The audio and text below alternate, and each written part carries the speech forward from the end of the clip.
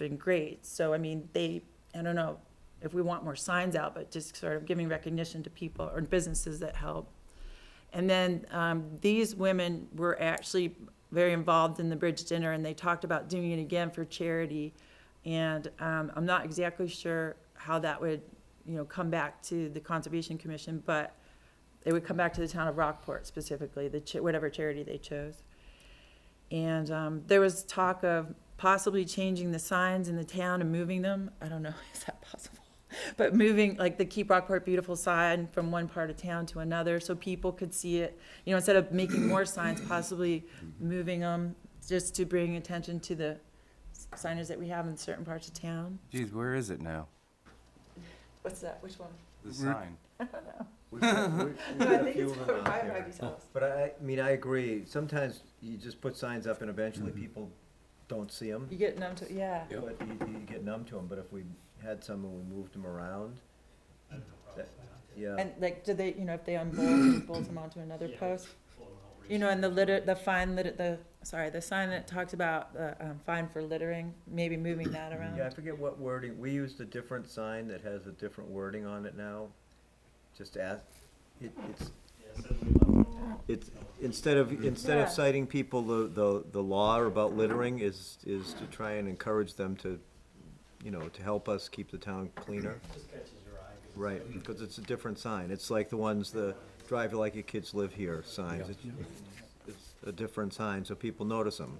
Do you have a reserve account of which they could draw money off of? I don't think so. Because We just went through the I know, reserve. that's what I was trying to remember. If they're doing fundraising, all of them said you could donate to a reserve account. Well, a lot of these things do bear on the budget discussion because the committee's gonna try to take on more responsibility and we'll try to execute some tasks. It may even involve a little GIS project for Letitia at the county, figuring out where all our easements are or something like that. So you can look for these activities to show up again in our budget discussions. I think Mike and Maggie were both there. We were talking about trying to pull together, it's a modest budget, but the implications of bringing the Keep Rockport Beautiful into the Conservation Commission. I think Maggie had purchased out of her own pocket some of the materials and equipment for the cleanup. Jeez, I still haven't given her back my vest. I would certainly welcome a more robust budget presentation from the Conservation Commission, because over the last couple of years, it's been kind of weak. Something notable in the budget is you look for who's the responsible staff member and there isn't one. Yeah. So I've been trying to grow into I mean, that Bob's a been little very good about giving us what he needs for his water quality projects, but that's been basically the entirety of the Conservation Commission budget presentation over the last couple of years. So if you guys, as a commission, can have a conversation about this stuff and bring forward some ideas, so that would be great. Sure. Yeah, we bought a bunch of stuff when Maggie first started the Keep Rockport Beautiful thing. We bought a bunch of pickers and vests and some signs and things out of the highway budget, I believe. But, those, we bought really cheapy, pickers for picking up stuff off the side of the road, and some of them are getting, like, I think we bought them for $2.99 a piece or something. They last about a mile. Masticated, Yeah. I think is the word. We asked her to think about, how many people are you able to outfit with what you have, and what if you tried to double it, just to get her started. That group is a great organization, and they're really, really good people. Maggie reported sort of dramatic variability in Rockport from road to road. So I don't know whether over time we'll have an opportunity to sort of create a hierarchy of concern. Or data points on that. But I was with her when we did Beach Hill, and everybody was shocked at how little they picked up in comparison to like a Rockville street. Did you do Beach Hill in the spring? We just did it a month ago. No, but No, I was not with because them. we did South Street in the spring and then in the fall. Yep. And we didn't pick up as much as we did in the fall. It was, I think another reason was we couldn't get as far into the tree line. When it's springtime, I could foliage. see a lot more and pick it up. But some of it's the Arlo Guthrie thing about the if there's already trash on the side of the road, adding a little more to Yep. trash is the, but if, you know, if the road is clean, if the park is clean, people think twice about throwing something out the window.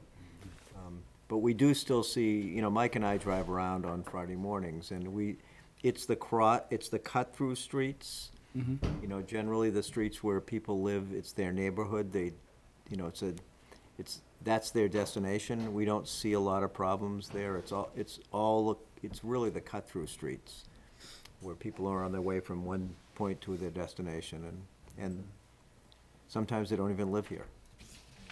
Yep. Usually the case. Okay.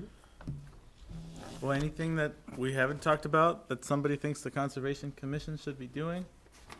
I think there's a lot of good work right here. One thing because I was kind of asking Bill about reserve account stuff. If you all are going to be doing fundraising, I guess I don't know, I can't answer this question. If they did fundraising, can that go into their budget line? Because on basically all of our reserve accounts, it said it can be money appropriated from the town, or donations, or fundraising. But if they don't have a reserve account of which they could draw off of, where would their fundraising money go to?